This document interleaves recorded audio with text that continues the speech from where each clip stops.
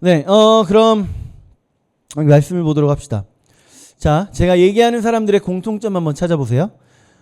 우리가 천재 과학자라고 여기는 그 아인슈타인, 그리고 수영 황제 마이클 펠프스, 영화 감독 스티븐 스필버그, 그리고 헐리우드 스타, 네, 영화 배우죠, 윌 스미스, 팝스타 저스틴 팀버레이크, 이케아의 창업주 잉그바르 캄프라드, 마이크로소프트 빌 게이츠. 공통점이 뭘까요?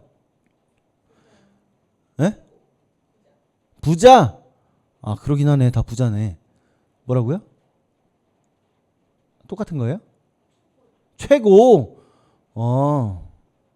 그쵸. 최고가 아니면 알아주질 않으니까 얘기도 안 했겠죠? 맞아요. 이 사람들이 요즘 유튜브에 광고 미안해요. 유튜브에 광고에도 가끔 이렇게 등장을 하더라고요. 몇 명은. 뭘로 공통점이 되냐면 ADHD. 뭔지 아시나요? 뭔데요? 주의력 결핍 과잉 행동 장애래요. 이걸 어떻게 알아? 이름을 그냥 ADHD구나 하는 거지. 근데 우리가 보통 이 ADHD라고 하면 결함이고 문제다라고 생각하지 않아요? 그쵸? 내 아이가 ADHD야 라는 말을 들으면 엄마 아빠들은 보통 하늘이 무너지는 줄 알아요. 근데 ADHD에 걸려있는 사람들이 지금 얘기했던 그 사람들, 웬만한 사람들이 다 알고 있는 그런 사람들, 학교에 적응하기도 힘들어하고 가만히 앉아있지도 못하고 문제아 취급받기도 했던 그 사람들입니다. 세상의 시선으로 보면 이 사람들이요, 성공했다라고 보기 너무 어려운, 성공할 거다라고 보기 너무 어려운 사람들이에요. 그렇지 않아요? 여러분, ADHD가 있으면 왜 걱정을 해요? 내 아이가 성공하기는 글렀구나. 내 아이가 제대로 된 직장 다니기도 힘들겠구나. 공부하기도 힘들겠구나. 그걸 이제 생각을 하기 때문에 ADHD 걸렸다 하면 큰일 나는 줄 안단 말이에요. 그런데 이런 심각한 장애라고 여겨지는 것들이 왜 우리가 장애라고 여기느냐? 다른 사람과 다르기 때문에 그래요. 다른 사람과 다르기 때문에. 자, 남들과 다르다는 게 지금 단점이라고 이야기를 했어요. 근데 오늘 아까 앞에 이야기했던 사람들은 남들과 다르다라고 하는 그거를 단점이 아니라 오히려 장점으로 씁니다. 장점으로. 집중력이 남들과 달라요. 하나에 꽂히면 그것만 봅니다. 에너지도 남들과 달라요. 하나에 꽂히면 그거에 대해서는 에너지가 아주 넘쳐나요. 생각도 우리가 틀에 박힌 생각밖에 못한다면 그 사람들은 아주 독창적인 생각을 합니다. 남들과 다르다가 단점이에요? 남들과 다르다가 장점일 수 있는 거예요. 세상 사람들이 세상의 흐름을 거슬르기만 해도 이렇게 대단한 일을 하기도 합니다. 그러면 우리는 어때요? 우리가 세상을 거스르면 무슨 일이 일어날까요? 지금 앞에 이야기했던 사람들이 세상을 거슬렀더니 스타가 됐어요. 그죠? 그럼 우리는 복음으로 세상을 거슬렀더니 우리 혜지수님 할렐루야 할렐루야. 네, 100만 갑시다. 구독자 1000만 갑시다. 혜지수님. 네. 자, 세상을 뒤엎는 사람들이 되는 거예요. 복음으로 세상을 뒤엎는 사람들. 오늘 본문인 창세기 48장도 야곱의 인생 말년의 이야기예요. 계속해서 말년의 이야기입니다. 이제 정말 세상 떠날 날이 다가온 거예요. 오늘 아니면 며칠 후면 떠나요. 이제 야곱의 아버지 이삭이 세상을 떠나기 전에 뭘 했었죠? 야곱하고 에서 불러다가 축복했었죠. 물론 죽기 바로 전에 한 건 아니에요. 한참 전에 한 거예요. 어쨌든 아들들 데려다가 축복을 했어요. 에서를 불러서 먼저 축복하려고 했지만 그걸 누가 가로채요? 야곱이 가로챘죠. 맞아요. 야곱이. 자, 그렇게 말년에는 후손들 데려다가 축복을 합니다. 이제 오늘 본문에서도 마침 야곱이 노환으로 이제 오늘 내일 하는 상태가 된 거예요. 실제로 당일 아니면 며칠이면 이제 죽는 겁니다. 그걸 알았기 때문인지 요셉이 아들을 데리고 야곱에게 갑니다. 아들들 데리고 야곱에게 가요. 자, 두 아들 누구랑 누구예요? 므낫세랑 에브라임. 첫째가 누구예요? 므낫세. 맞아요. 자, 많은 나라들이 오른손을 바른 손으로 이야기합니다. 우리 오른손이라고 하면 이거죠. 오른손의 뜻이 뭐예요? 오른쪽에 있는 손. 오른은 바르다. 그래서 오른손이라고도 하고 바른 손이라고도 하잖아요. 그죠? 왼손은 왼쪽에 있는 손. 왼손이라고도 하는데 동시에 그른 손이라고도 합니다. 처음 들어봐요? 책 좀 읽어요. 자, 바른 손, 그른 손 이렇게 옛날에 이렇게 말하기도 했어요. 그래서 옳다, 맞다, 틀리다, 그르다 이 이야기를 하는 겁니다. 근데 이게 우리나라만 그럴까요? 우리나라만? 자, 영어로 해봐요. 영어로 right hand. 정말요? 맞아요? right? 내가 뭐라고 했어요 지금? 오른. 맞아? right. 맞죠? 스펠링도 똑같아요. 아니요? 내가 잘못 알고 있는 거예요? 맞아요. 똑같아요.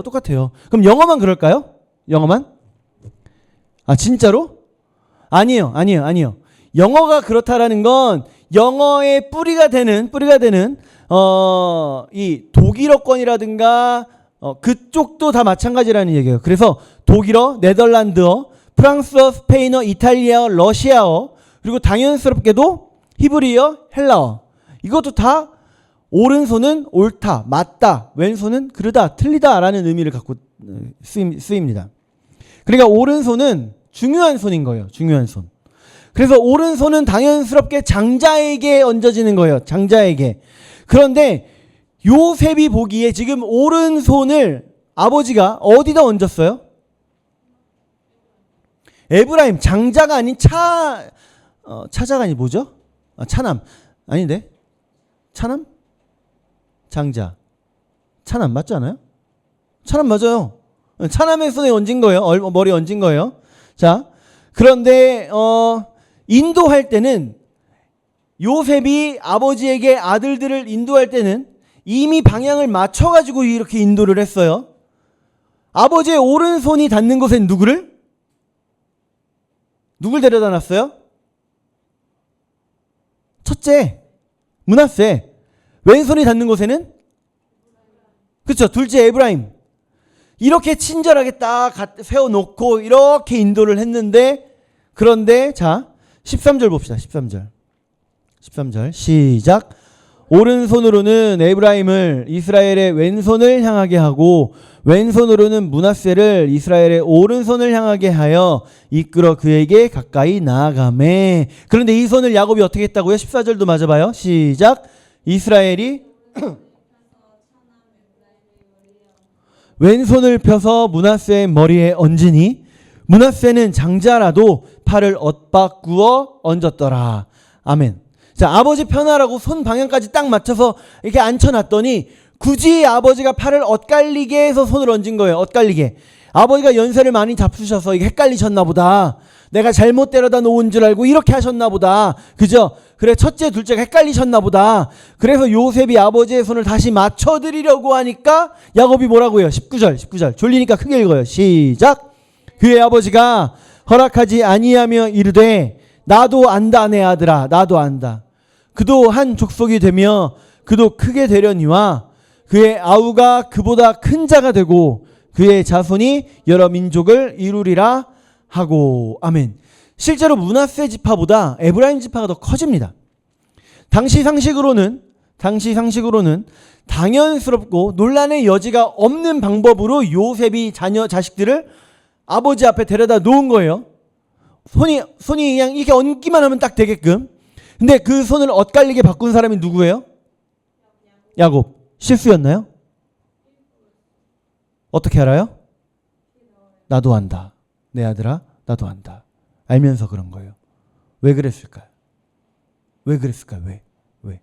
야곱은 왜 장자에게 오른손을 얹어야 되는 게 맞고 차남에게 이 왼손을 얹어야 되는 게 맞다는 걸 뻔히 알면서도 불구하고 왜 야곱은 손을 X자로 엇갈려서 얹었을까요? 왜? 자기도 그렇게 장자의 복을 뺏었으니까 오, 나 그거 써놨는데. 나도 당했으니까 너네도 당해라. 오, 나랑 똑같은 생각했어요. 근데 아니죠. 우리 알고 있듯이 알면서 한 거잖아요. 그죠? 네, 알면서 한 거예요. 중요한 원리가 있습니다. 우리가 그 원리를 오늘 좀 보도록 할 거예요. 자, 첫 번째. 야곱은 하나님을 인간의 기준에 맞추지 않았습니다. 요즘 유튜브에 영상을 몇 개 보다 보니까 좀 많이 보다 보니까 그 재밌는 영상이 많아요. 그 수박을 네모나게 만드는 일본 영상 보신 분 계신가요? 아주 작은 수박일 때 네모난 통에다가 수박을 넣고 키우면 그 수박이 크다가 통이 네모나니까 어디로 더 동그래지지 못하고 그 네모에 맞춰져 버리는 거예요. 근데 맛은 없대요. 그런데 이미 다 커다래진 수박을 네모난 용기에다가 넣어서 네모나게 만들겠다라고 한다면 될까요? 안 돼요. 안 됩니다. 근데 우리는 왜 그 짓을 하고 있는 걸까요? 왜? 다 큰 수박을 억지로 작은 네모에다 넣으려고 하면 깨질 뿐이에요. 절대 되지 않습니다. 근데 우리가 수박 따위와는 비교할 수 없는 분이신데 감히 여기 수박에다 비교해서 제가 정말 죄송스러운 우리 하나님은요. 우리가 이상하게 우리 머리에다가 하나님을 맞추려고 그래요. 왜 그럴까요? 여러분 국사 수업 잘 들으신 분들은 저는 뭐 수능 때 거의 국사 거의 다 맞은 사람이기 때문에 네. 어쨌든 수능 잘 보신 분들은 국사 잘 하시는 분들은 세종대왕 하면 떠오르는 단어가 있을 거예요. 뭐죠? 한글 네 글자로? 그렇죠. 훈민정음을 창제했죠. 그래서 우리나라가 성군을 이야기하면 빠지지 않고 등장하는 분이 세종대왕입니다. 맞죠? 근데 세종대왕이 원래 왕이 될 사람이었을까요? 세종대왕의 원래 이름은 충녕대군이었어요. 충녕대군. 그런데 충녕대군은 둘째예요. 세종은 둘째입니다. 왕이 되려면 그 전에 뭘로 책봉이 돼야 돼요? 세장? 세자. 세장 말고 세자. 그래요? 미안해요. 어쨌든 세자가 돼야 되잖아요. 양녕대군이 원래 첫째였어요. 그럼 양녕대군을 세자로 만들어야 되는데 그 아버지 태종이 신하들과 싸웠어요. 아니다, 나는 세종을 세자로 책봉하겠다. 그래가지고 세종을 세자로 책정합니다. 첫째, 둘째를 보니까 첫째는 망난이야. 밖에서 뛰어노는 거 좋아하고 이거 도저히 왕이 될 사람이 아니야. 근데 세종을 보니까 이야, 이놈이 왕이 되면 정말 대단할 것 같아. 그 판단하에 비록 순서는 반대지만 세종을 왕으로 삼습니다. 세종을. 그 결과가 뭐예요? 세종대왕. 전 세계 어디에도 없는 자기 나라 글 만들어진 기념일을 가진 그런 나라, 우리나라. 유일한 나라가 됐죠. 순서가 중요한 게 아니에요. 순서가. 먼저 된 자가 나중되고 나중된 자가 먼저 됩니다. 요셉. 자, 철저히 세상의 규칙대로, 방법대로 장남을 오른손 앞에다가 데려다 놓았어요. 잘못된 거 아니에요. 진리가 아니면 원래 순리대로 가는 겁니다. 맞는 거예요. 제대로 한 거예요. 그런데 그 순서에 얽매이시는 분이 아니다라는 거죠. 우리 하나님은. 틀에 갇히시는 것이 아니라 세상보다 크신 하나님입니다. 여러분 혹시 나 스스로를 그 세상이 바라보는 순서라고 하는 틀에 갖추고 계신, 가둬놓고 계신 분 계신지 모르겠어요. 저 사람보다 내가 공부를 못해서, 저 사람보다 내가 못생겨서, 저 사람보다 내가 경력이 짧아서, 저 사람보다 돈이 없어서, 저 사람보다 키가 작으니까, 저 사람보다 했나요? 아무튼 스스로 내가 내 한계를 정해놓고 나는 저 사람 다음으로, 이 사람이 나보다 더 대단하네? 그럼 나는 이 사람도 다음으로, 난 이 사람 또 다음으로, 나 스스로 사람들에게 내 앞자리를 내어주는, 우리 혹시 그런 마음 갖고 계신 분 계시면 눈을 들어서 하나님을 좀 봅시다. 하나님. 세상이 하나님을 아무리 세상의 틀에 가두려고 해도 하나님은 갇혀지시는 분이 아니었어요. 세상의 틀에 갇힐 수 없는 하나님. 그 하나님께서 나도 세상의 틀에 갇혀있게 하지 않으십니다. 세상의 틀을 넘어서 더 크게 사용하시는 분이 우리 하나님이에요. 우리가 하나님을 의지합시다. 여러분 이세의 아들이 몇 명이죠? 이세. 다윗의 아버지 이세. 그 이세 아들 몇 명이에요? 총? 네, 8명이에요. 네, 8명이에요. 그 중에 다윗이 몇 번째예요? 8번째. 막내예요, 막내. 사람의 눈으로 봤을 때는 다윗은 너무나도 작고 약해 보이고 별거 아닌 것 같아 보여요. 그런데 하나님은 그 작은 다윗을 사용하셔서 이스라엘을 주변 국가들보다 그 어떤 나라보다 위대하게 만드시는 거예요. 두 번째, 야곱은 하나님을 자신의 이해 수준에 제한하지 않았습니다. 여러분 혹시 드라마 Some My Way 보셨나요? Some My Way? 아, 저도 정말 재밌게 봤어요. Some My Way가 영어로 뭔지 아세요? Fight for my way. 내 길을 위해 싸운다. 그러니까 남자 주인공은 안정적인 자기 직장을 버리고 격투기 선수가 되기 위해서 나가고요. 그리고 여자 주인공은 자기 스펙이 딸리지만 그래도 자기가 하고 싶은 아나운서 일을 하기 위해서 계속해서 도전합니다. 그리고 그들의 친구 중에 한 명은 안정적인 직장을 다니고 있었지만 자기가 만든 매실액 그거 있잖아요. 매실액 담금주.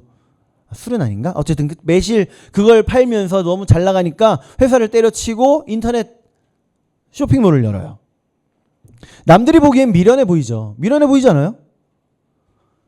월급쟁이가 나 이거 하고 싶었어 하고 포기하고 나가잖아요. 그러면 가장 부러운 사람이 누굴까요? 월급쟁이에요. 월급쟁이가 다 때려치고 자기 꿈을 위해 나갔다가 가장 부러운 건 월급쟁이입니다. 그냥 월급 따박따박 받는 게 최고래요. 근데 그걸 포기하고 뛰쳐나왔어요. 저도 현실에서 누군가가 저에게 저 이런 꿈이 있는데 월급 이거 이만큼이나 내가 받고 있어요. 근데 이 꿈을 쫓아가면 망할지도 모르는데 혹시 가야 될까요? 라고 한다면 저 어쩌면 말릴지도 모르겠어요. 저건 드라마니까 가능한 거 아닐까. 오늘 본문의 요셉 자기의 이해 안에서 자기 이해 수준 안에서 아버지의 행동을 수정하려고 합니다. 17절 말씀 봅시다. 17절. 자, 시작. 요셉이 그 아버지의 오른손을 에브라임의 머리에 얹은 것을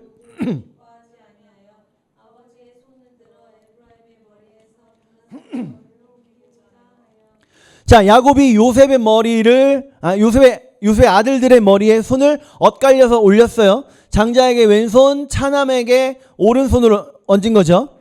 그걸 본 요셉이 아버지의 손을 다시 옮겨주려고 하는데 왜 옮겨주려고 해요? 왜? 중간에 보고 기뻐하지 아니했다. 맞아요. 기뻐하지 않았다. 당연히 장자한테 오른손으로 올려야죠. 우리 장남인데. 근데 하나님은 우리가 이해할 수 없는 방법으로 일하시는 분이시기 때문에 앞에 말씀드렸죠. 하나님을 내 머리에 맞춰 넣으려고 하는 건 미련한 겁니다. 여러분 솔직히 지금 내가 살아가는 현실이 다 이해되시나요? 이해되세요?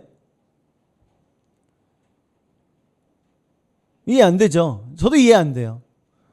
열심히 기도하면서 개척해야지 와 하나님이 부흥시켜 주실 거야 했을 땐 그래 힘들다곤 하지만 1년 정도 힘들겠지 그런 생각했었어요. 얼마나 그 각오하셨어요? 몇 년?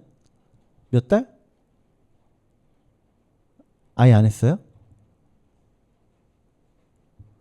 근데 어쨌든 하나님은 마치 그거 다 이루어 주실 것처럼 했지만 실제는 도저히 이해가 안 돼요. 아니 하나님 저 그렇게 열심히 기도했잖아요.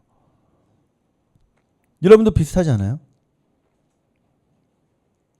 나 정말 열심히 기도했는데 나 정말 열심히 예배드렸고 아니 그런 거 다 뒤로 하더라도 남들보다 착하게 살았고 남들보다 열심히 살았는데 지금 내 현실은 왜 이래요? 하나님 이거 아니잖아요. 하나님이 지금 내가 얼마나 열심히 살았는지 어떻게 살았는지 얼마나 열심히 기도했는지 모르실까요? 어쩌면 내가 그렇게 하나님 앞에 투덜댈 때 불평불만할 때 하나님 나한테 이렇게 대답하실지도 모르겠어요. 내 아들아 나도 안다. 내 아들아. 나도 안다. 우리가 이해할 수 없어도요. 우리가 다 알 수는 없어도 우리 하나님은 결국 합력하여 선을 이루시는 하나님입니다. 여러분 신뢰합시다. 신뢰. 벼랑 끝에서 한 걸음 더 내딛기를 원하시는 하나님이에요. 우리는 도저히 이해가 안 돼요. 하나님 더 내딛으면 저 죽어요. 정리합시다.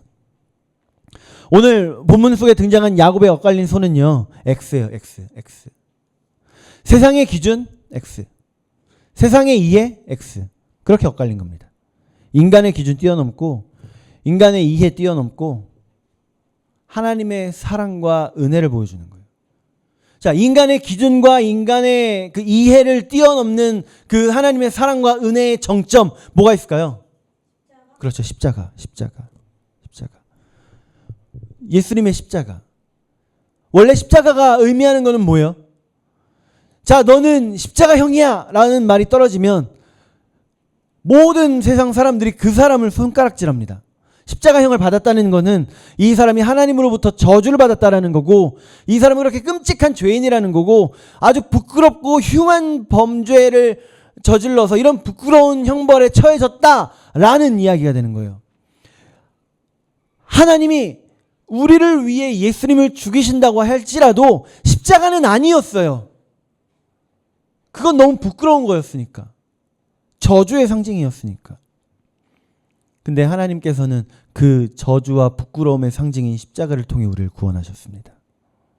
우리 기억하셔서 어떤 상황에서도 하나님의 은혜와 사랑을 신뢰함으로 아름답게 삶을 이뤄가는 저와 여러분들 되시기를 축복합니다. 기도하겠습니다.